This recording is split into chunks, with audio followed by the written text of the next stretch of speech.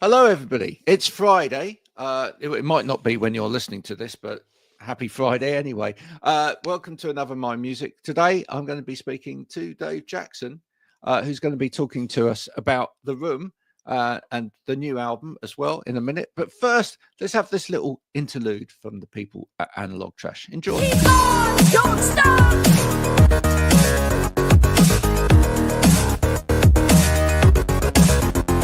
Keep on, don't stop.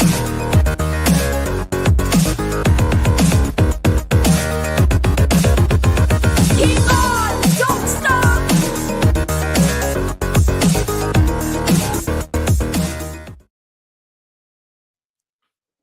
Dave, thanks for coming and joining me today. How are you? I'm okay, yeah, good. Cool. Where are you coming from? Liverpool, yeah, I'm in my house in Liverpool. I finished work yesterday. Cool.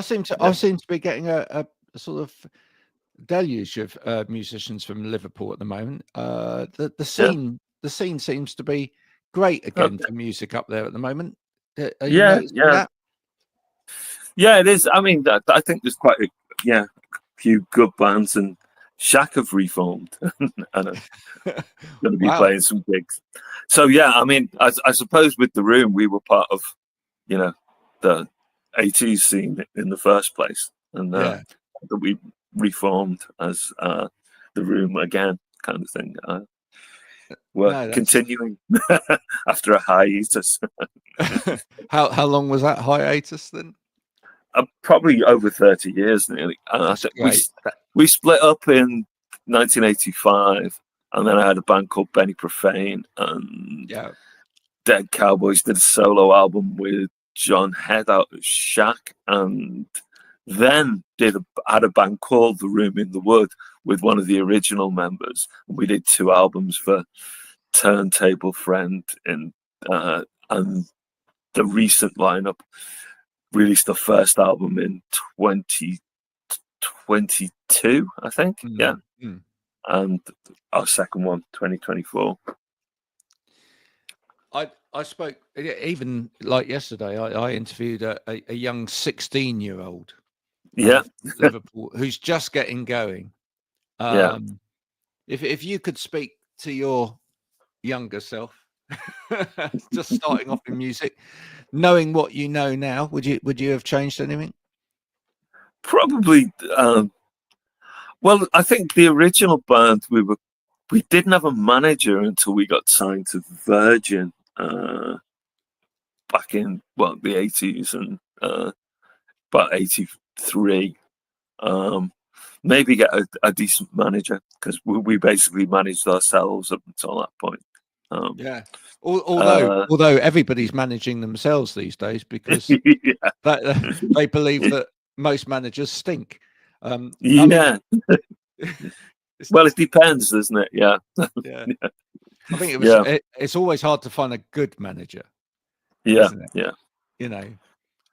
think we were at a period of time where it was easier to sell records, because we started off on our own, set up our own label, and we could sell 2,000 records on our own label, through getting played on John Peel and doing sessions and stuff like that.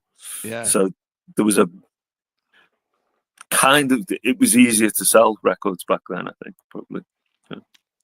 I think some people are getting quite good at it again now. It seems like music is almost beginning to go full circle again in terms of the way that things get out there. I mean, what has like the digital landscape of music meant to you, other than not so much money? Well, I think what's interesting is, since 2018 we've been putting. I've put 4 albums out on vinyl. 2 albums through a Turntable Friend, a German label, and now 2 albums with 9x9, which is a Liverpool-based label. So there seems to be a return to kind of vinyl, to a certain degree,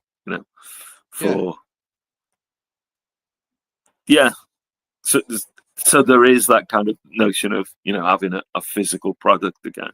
Whereas for a long time it was, Well, it was just enough to have it on your phone, really. Yeah. Well, I think the biggest indicator of that was last year was the first year that CD sales actually started to creep up again as well. So all physical formats were going up. I mean, CD overall compared with everything else is still in decline, but it actually the decline of it going completely kind of stopped, and it started to go back up in the opposite direction. I think because we sell CDs and vinyl at our shows, and bizarrely, people are starting to put out cassettes as well, which is funny because the first album that we did as The Room, we put out on a cassette on our own label. Everybody did it back in the day, right? Yeah. We used to grow up with cassettes. It was the I mean, I can remember going to audio shops to buy better quality cassettes for dare I say, copying music, which never killed music, by the way. Never killed music. You know, because what you did was you got hold of your mate's vinyl and whatever, you recorded it onto, if you could get one like a really decent Maxwell cassette or something that was incredibly heavy to hold. And then you'd play that to death, and then you'd obviously then go out and buy the vinyl because you loved it so much. So it just, you know, it was in a way. Is it funny looking back at that when like people used to be going like, don't pirate, don't do this, kill the industry. Well, there was also that, wasn't it? Bow Wow Wow had that single C60, C80, C90 Go, which was more or less a tape. Tape stuff. It was a great way of, it's a great way of, I mean, in a way, people wanted that to happen. And it's funny then because you then go forward in time. Yeah. And then people were trying to find a way of getting people to share digital sound. I mean, you think of like all of the stunts that people like U2 did with like dropping it on their album on everybody's iPod for free. Yeah, I know. or woke up to a U2 album one morning. So, okay. Whether you wanted it or not. Whether you want, that's what do you know what? That's what the only thing they did wrong there. They should have called the album Whether You Want It or Not. It would have had it perhaps would have had more impact. When did you start writing this album? I started writing it because I had this idea that I wanted, because I write kind of, I work teaching creative writing, and I've written a feature film script that we made as a low budget, feature. And I had this idea that I wanted to write a long piece of work that might be a kind of treatment for a future film script that I'd write. Right. But something that wouldn't be wasted. So to try and kind of use song lyrics to tell an entire story, but not the way that, the way that a lot of old concept albums used to, you'd have to read the sleeve notes to understand what the hell was going on. And even then it was very vague. It's quite abstract.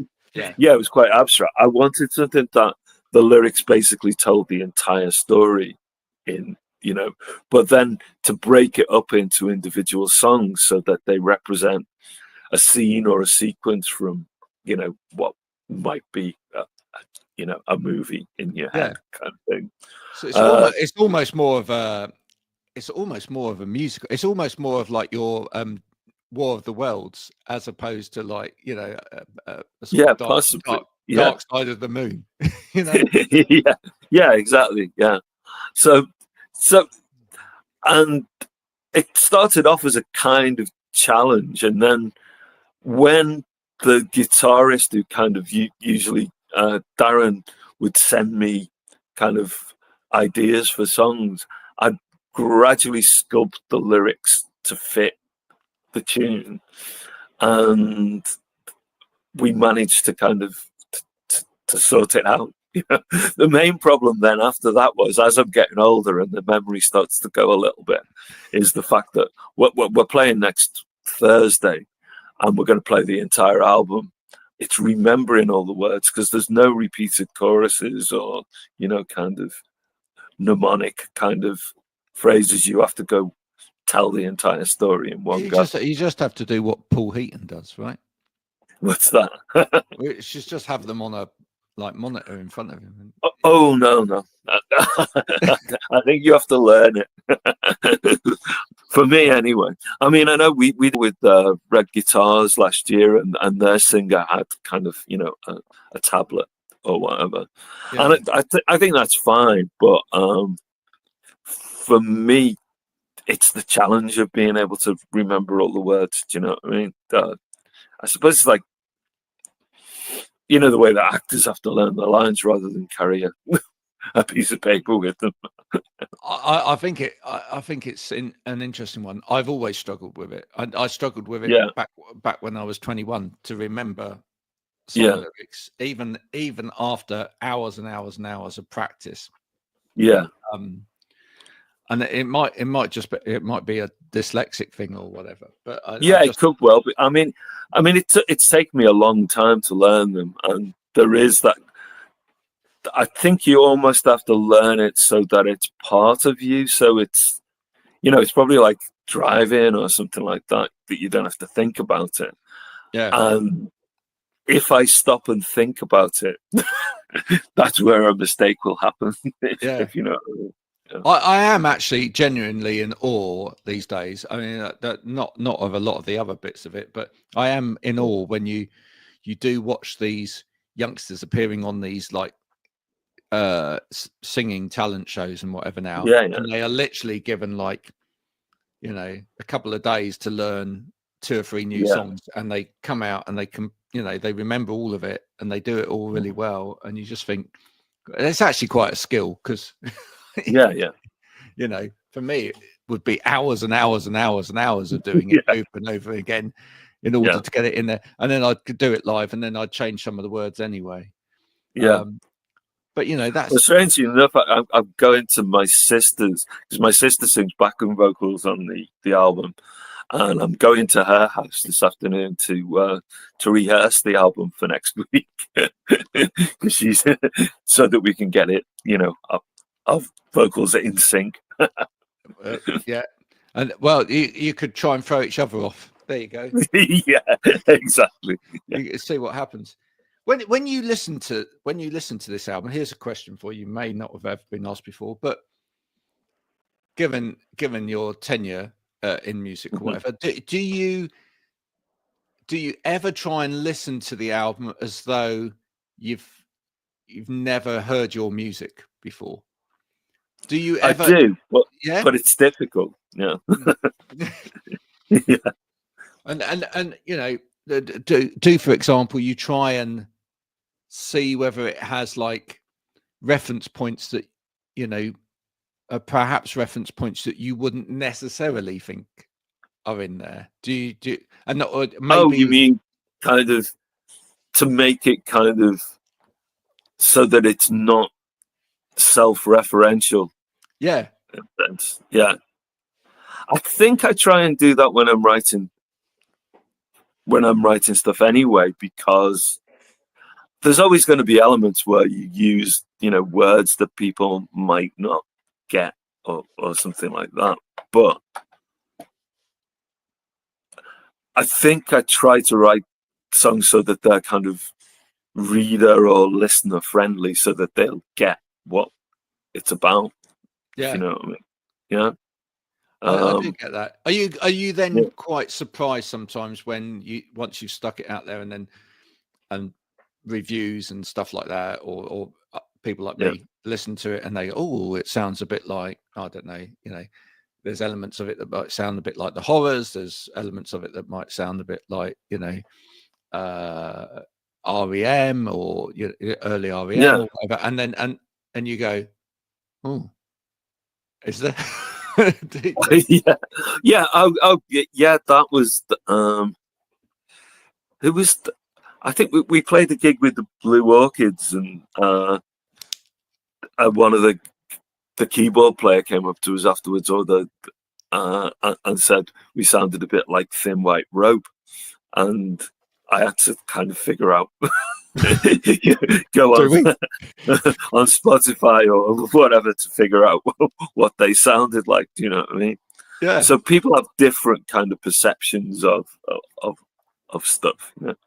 Yeah. Well, it's interesting, and obviously part of that is to do with the fact that those people have different listening habits, so they will know certain bits of music better than other bits of music. So you know they come at it with a particular listening history. Yeah, definitely. Yeah. But it also fascinates me a bit like when you're a singer and you start to sing. There's that whole bit about getting used to your own voice, isn't there? Because how people hear you isn't how you hear yourself, which blows my mind, right? Yeah. But it at the same time, you know, are you conscious of that as a writer as well, that actually I think physically I always might not hear your music in the same way? Yeah. Well, yeah, I mean it varies, doesn't it? You know, you get different responses from different people. You know, some people might like what you do, and other people it might just irritate them. Yeah. Yeah. I mean, but that's a emotional response. But what I'm saying is physically, people actually hear things slightly differently. It doesn't actually all sound the same to everybody, which again is mind blowing. That you know, you think your music sounds like this, and doesn't necessarily. What about in terms of, as you say, you kind of wrote this almost as though it should go to film, or elements of it should go to film. What film were you kind of thinking of? Well, I was kind of thinking that something I like kind of Robert Eggers films, so, to a degree, that kind of thing, you know, The Witch or something like that. Yeah. Well, kind of folk horror, anyway. You know. Yeah. Have you thought lately about trying to get syncs for your music? Have you thought about going that route and trying to get it into? I mean, there's so much production. That's a great thing about now as a time. In the same way that there's so much music out there, which is difficult for musicians as well, because you're competing against people listening to everything else. There is also a lot more film out there now, because everybody produces Apple produce film, Netflix produce film.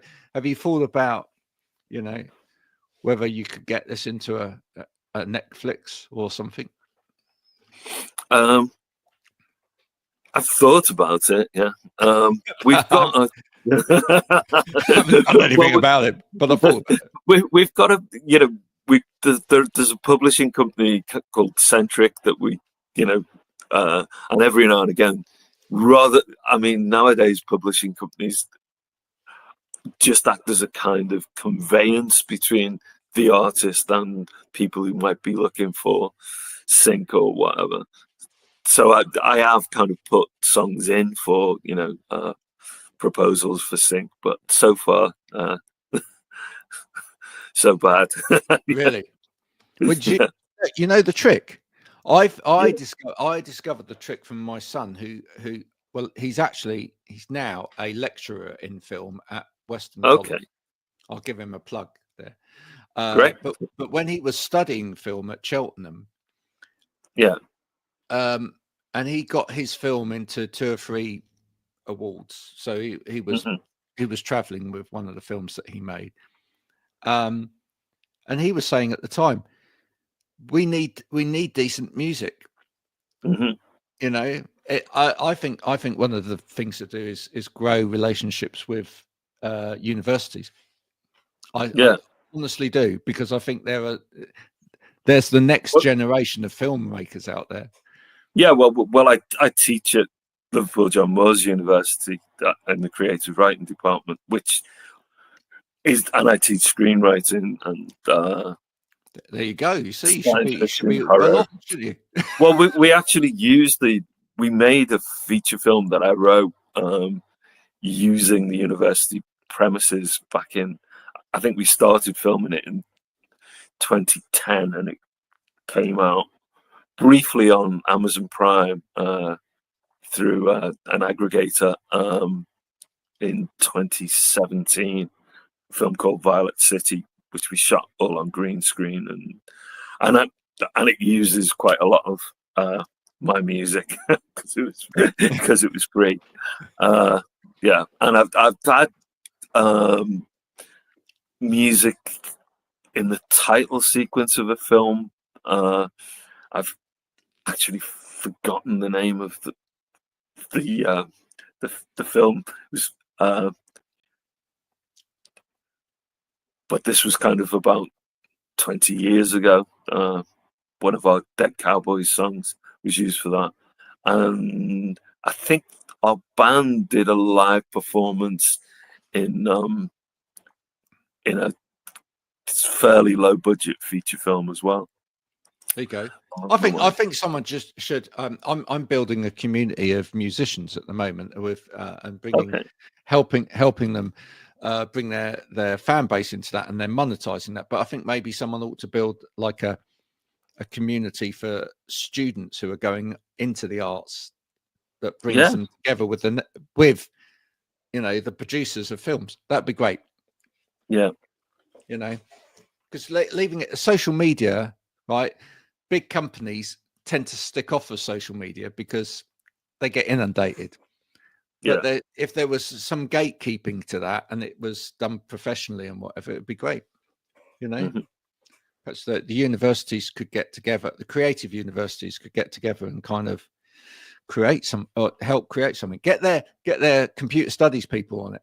Come on, guys.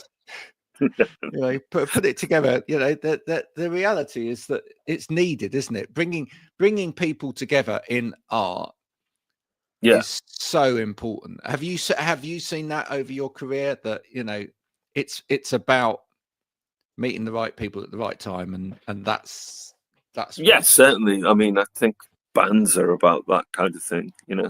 I mean, Becky, who plays bass with us, has been in. Well, I think we first met in the very late 70s and started a band back then. And Becky has been the bass player in various bands that I've had ever since. And now our son is kind of our keyboard player. So, I love that. Yeah. And we've also kind of reunited with our original drummer from the room, who is kind of retired and living down in Devon, and he travels up to play drums with us. All right, fun, cool. more in my neck of the woods. That's brilliant. Yeah. Where are you based? Liverpool, you said. Yeah, I'm based in Liverpool. Becky is based in Ulverston. Okay. Her son is now at university in Liverpool, so that's kind of So that's close. Good. Yeah. That's quite a. That's quite a trek from Devon to Liverpool, isn't it? That's quite. It is, yeah. I mean, he drives overnight, or kind of. I think he likes driving. Well, there's some nice service stations on the route, right?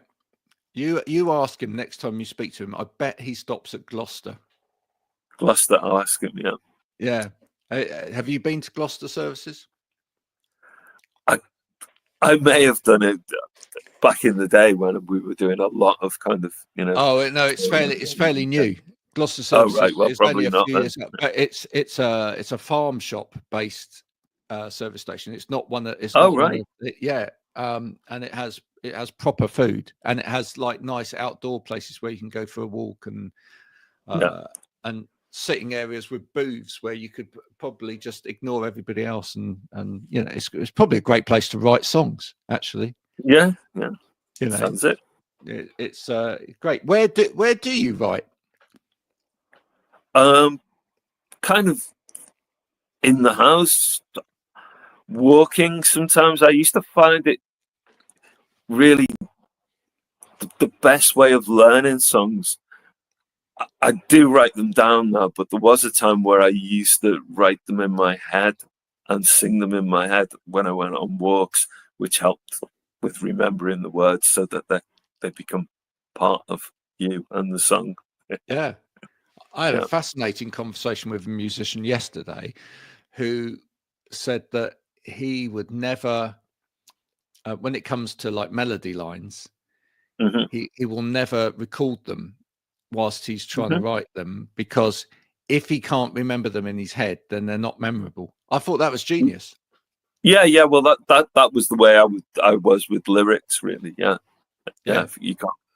But with the last album, because there's so many words, I really, I had to work at that and then remember them afterwards. So the concept for the latest album was I'm going to tell more of a story. There's going to be in a lot of ways there's going to be a lot of words in here. Yeah. It was a great concept, but then when you produced the concept, you were like, oh, now I've got to actually I've got to remember. Yeah. I think it was also, it's the first time we've gone in the studio and had quite a bit that we had to kind of figure out while we were in there, rather than rehearsing to the point where we know it really well, so that we don't waste our money, if you know what I mean. So the album tells a story. We won't say what the story is, but do you think that people will read the story in the same way? I think with the album, there's a lyric sheet that comes with it, a kind of illustrated lyric sheet with the vinyl. The other thing that we wanted to do was make sure that each of the songs worked as a song. Yep. You know what I mean? So that people who didn't catch all the words, kind of thing, would still be able to respond to a song, and it's to a song, as it were, rather than it being, kind of an audio book with some backing, backing music. And I suppose that gives it slightly more commercial sensibility as well, because in this day and age, everything is a snapshot, isn't it? Out there. Yeah, and we wanted also, the idea was that each individual song could be listened to on its own, and you might not get the whole thing, but it still kind of works within its own right. The way that in some ways, if you go on YouTube, you'll get a clip from a film, or, especially old films or whatever. And it might be a scene or a sequence, and it has a definite beginning, middle, and end, even though it's part of a larger kind of construct, if you know what I mean. Well, at least you've got the depth there in this album to draw people in. I think there's nothing worse, is there, these days with some of the films that get put out, that you see the trailer, then you go and see the film, and you've gone. It's exactly that. I've actually seen the whole film, really, because everything else was just padding. What was in the trailer told me the story, and it was it. I've never quite understood the idea of the trailer being the whole story. It seems kind of odd, but maybe short attention spans and stuff like that. Because there was a time where it would be more of a kind of a teaser or something that kind of, Well, do you remember there was a time when all trailers, it was always that voice, but they all started with "coming soon," and it was like, it was just like, and then it'd be just 2 or 3 random shots from the film, and it was just like, oh. And then, well, there was also In a World, where whatever. I actually, do you know what? I think some of it's laziness. Do you generally think that actually out there now, maybe not quite so much from artists, but certainly in terms of the people that sort of get around art and then push art out. There's probably a laziness in terms of trying to actually understand the art that they're pushing. Yeah, well, there's an awful lot of kind of derivative art that doesn't know what it's derivative of. If you know what I mean. I had a friend who used to illustrate comic books.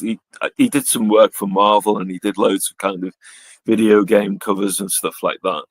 And he was talking about the way that, you know, the original kind of, you know, innovators in comic book art like Jack Kirby and Steve Ditko and these guys, they all kind of studied the body and were influenced by other artists outside the comic book field. Whereas what you eventually started to get was people who only looked at other comic book artists. So you got kind of copies of copies of copies, kind of, you know, kind of degenerating to a certain degree, you know, obviously with exceptions, you know. But, and I do think we see that in music sometimes at the moment. Where like, well, without, you know, throwing fire at an obvious example, but the uproar after the Grammys this year when a particular album, which was kind of an album that was potentially just trying to be of that genre, of the country genre, won. You know, it had 72 writers of it, you know, and people felt that there were more genuine versions of that genre out there, etc. Yeah. I feel like even the public are beginning to kind of react against that now a little bit and go, "Oh, come on, give us authentic, you know, give us." Well, there was a time where even if you reluctantly admitted that you might sound like a particular band, you didn't want to be compared to them. Whereas nowadays, everyone kind of go, if you like so and so, so and so and so, and there'll be a big list of bands that if you like all these bands, you'll like this one. Do you know what I mean? Yeah. And it seems to go against that idea of trying to do your own thing, if you know what I mean.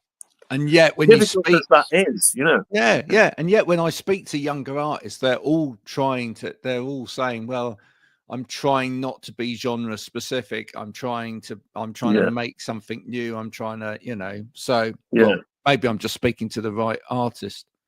You know, maybe that's why I find them in the first place, because there is something different about them as opposed to the copycat artists, which are just you know, flooding the charts out there, etc., who nobody cares about anymore, right? Yeah, because it's not a sport anymore. That's one of the things that I try and explain to young people is back in the day, there was tribalism, and there was there was actual sport in trying to get your artist up the charts. You wanted them to succeed in that. Nobody cares anymore, you know. It's so the charts. I think Swifties might care. Do you think? Well, I think might care a bit too much. I think she might, and I think her team might, and I think therefore they might parade that narrative to her fan base. Right. But do they really care? I'm not sure that they do. I think that I think they care until the next thing comes along, you know. Yeah. And my big worry for any of the artists trying to develop from scratch these days is, have you got the thing that where you can hold on to your community? Have you got that thing where you can hold on to your listeners for the long term, right? Because in order to do that, it's not just about creating the community digitally or through your your marketing effort or whatever, you've got to do that through your music as well. Yeah, and I'm not sure that some artists are actually capable of that these days. Probably because they're potentially making music for a market as opposed to making it for themselves. Yeah, because I think one of the reasons that bands used to stick around for a long time or have stuck around for a long time is because actually they made music for them and they took their fan base on a journey. So I know that as we're not really doing this, it's not, for me, it's kind of a passion, and for the rest of the band, it's not a career as such, because we're old and we've been doing it for a long time, and so that temptation to do something because it's popular isn't, or appears to be popular, isn't there so much. No, but you never know. One day, it might appear in a Netflix or a car advert, and then off you go again. You might be able to retire, Dave. Who knows? Listen, it's been an absolute pleasure talking to you today. Okay. Just before you go, do tell people name of the album and where they can go and get it, please. It's called The Telling, and it's by The Room, and it's available on Bandcamp and through a record label called 9x9 Records that you can find. That's it's done as kind of number 9 times 9 records. So go and check out The Room on Bandcamp, folks. If you need to, wait for Bandcamp Friday. Always a good time. And the stuff's also on Spotify and Prime Music and various other, Apple. And, do that as well. Do that as well if you like. Go to the streaming platforms and add it to a playlist and all of that great stuff. But go to Bandcamp and buy it. That's the best thing. I'm just saying, it's music doesn't grow on trees, does it? Thank you so much for joining me, Dave. Okay, cheers. Keeping in touch with you, and thank you, folks, for listening. If you've enjoyed this, please do share with friends and family, and you can pick up on other episodes of this at mymusicpodcast.com. Until next time, from Dave and me,